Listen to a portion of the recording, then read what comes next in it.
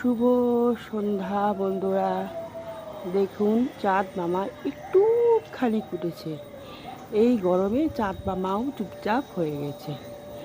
আকাশটা দেখেন কেমন হালকা কালো কালো রয়েছে, কিন্তু বৃষ্টিটা হচ্ছে না। একটু বৃষ্টিটা হলে মানুষ তো বাঁচত।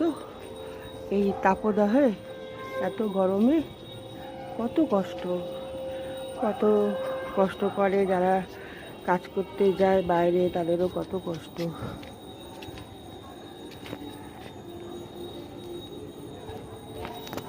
চারিদিক দেখেন অন্ধকার অন্ধকার হয়ে গেছে, আর রাস্তার লাইটগুলো এখন জ্বলছে।